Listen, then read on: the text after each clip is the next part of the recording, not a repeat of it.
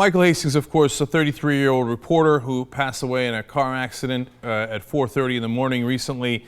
He wrote for Rolling Stone, BuzzFeed. He was also a contributor to the Young Turks.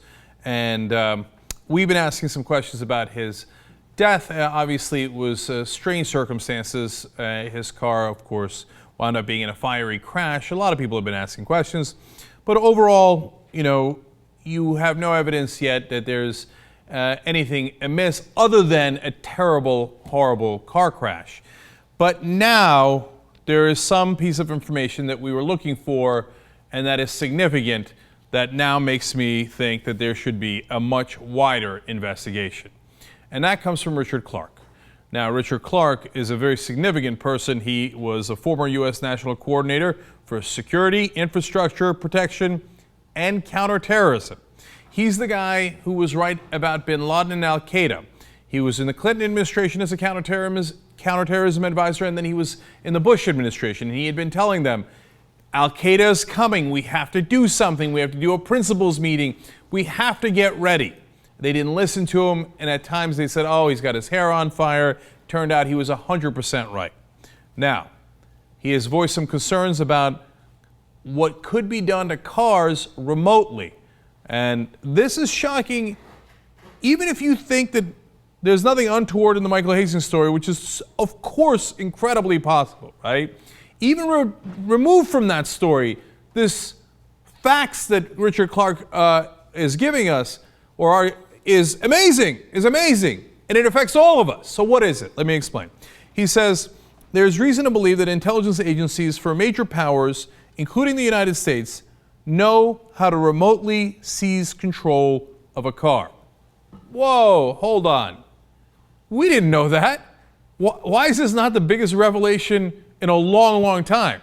So again, putting Hastings' situation aside for a second, so they can seize control of any of our cars?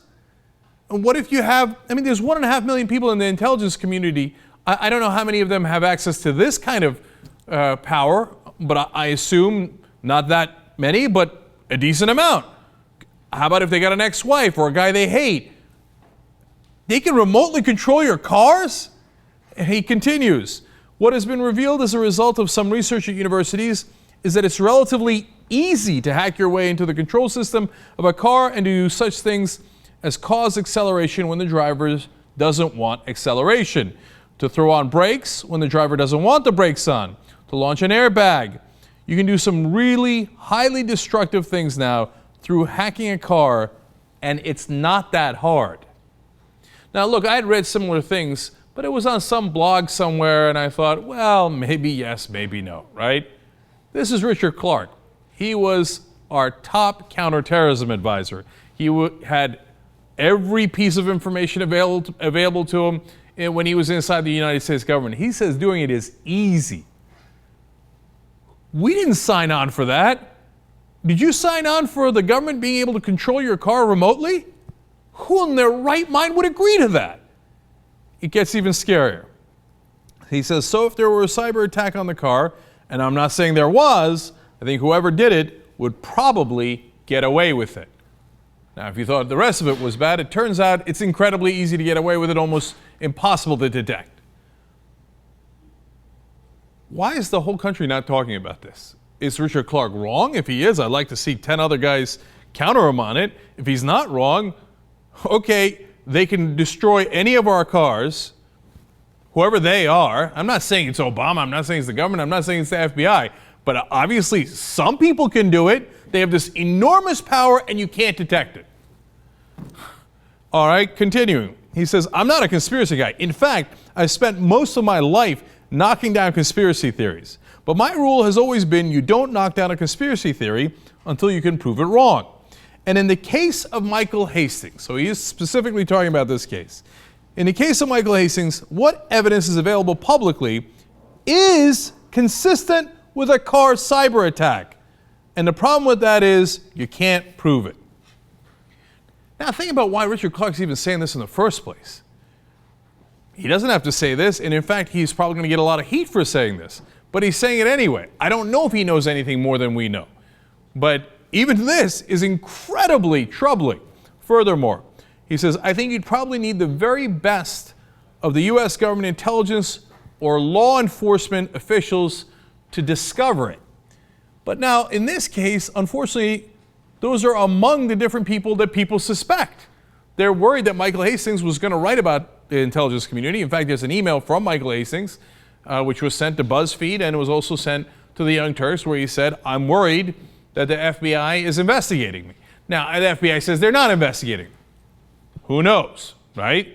But whether it's the FBI or anyone else, he's worried the intelligence community is looking into him. The only people who can detect whether there was a car cyber attack is the intelligence community. And by the way, the LAPD, now a lot of course, immediately, everybody else in the news is like, LAPD said they're not suspecting anything that's, wrong or untoward. But I mean, if I'm the LAPD and I can't detect this, I look at it and I say, yeah, it's a single car crash at 4:30 in the morning. There's no reason to suspect out of the gate that somebody did something to him. But that doesn't mean that the LAPD is right. And it's not even the LAPD saying definitively, no, nothing bad happened here. We investigated and we're positive nothing happened. They just say it looks like a one-person car crash. You're right, that's what it looks like. And here's a former counterterrorism advisor for the United States of America saying, oh, it looks like a car cyber attack and it would be incredibly easy to do and you couldn't detect it. Well, if you're not scared by that, you're not paying attention, that makes, whether they actually did it to Michael Hastings is an entirely different question. But the fact that they have that capability is amazing. And by the way, if we have that capability, how far are the Chinese from being able to have that capability? How far are the Russians from being able to have that capability? Can they do it to people inside Russia? Can they do it to people inside the United States? Are you worried yet? This is not a light person saying this. This is a guy who had access to every top secret document in the United States. Top counterterrorism advisor. Now look, two more things on this. One, there's got to be a serious investigation here. You can't just assume that it's fine if Richard Clarke says, no, it looks like a car cyber attack. Well, then I need someone to investigate if it's a car cyber attack. I don't know how we investigate that, but if I was the government, I would say, look, I need every inspector general that's supposed to overlook their departments that are involved or could possibly be involved in this to overlook their departments. And you get me the best possible guys to try to figure out what happened to that car. And think about why it's so hard to detect, too. Not only is it hard to tell when it's done, but afterwards, the car was such a fiery mess that the whole thing melted down. How are you going to go back and get the evidence? It is going to be enormously hard to prove one way or another. Second of all, if I was Mercedes-Benz, I would be highly motivated. Because right now, if you go with the official storyline, Mercedes-Benz explode upon impact. If you're going a little too fast and you hit something, look, crashes happen and sometimes fires happen. But apparently, if you're in a new Mercedes and you hit something too fast, it is going to be the largest explosion you can imagine. And it is going to be an unbelievably fiery death. The engine is going to be thrown about 50 to 60 yards. Is that what Mercedes wants? If I was Michael Hastings' family, I would want an investigation overall by the top intelligence people we have, if Richard Clarke is right, that can figure out if it was a cyber attack or not. I would sue Mercedes-Benz saying, hey, we didn't sign up for our son being, burned up in an accident like that. And if it's not the fault of your car, then tell me whose fault it is. And third of all, I also need to know who might have called Michael Hastings at 4 o'clock in the morning before he got in that car at about 4:15, 4:30 in the morning. Now, if he got a call and somebody said, get on the road when there's no one else on the road, well, that would be a relevant data point. It's not conclusive, but it would be interesting to know. And we do know that the NSA has all those calls. They have every single call.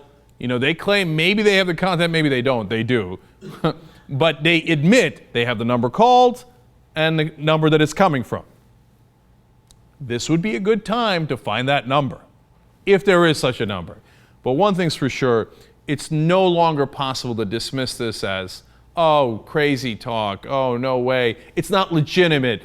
It shouldn't even be within the range of options we're considering. No, if Richard Clarke says that a car cyber attack is possible, and in this particular case is also possible, not just generically, but in this case, it is in the range of options, and it needs to be considered and investigated thoroughly.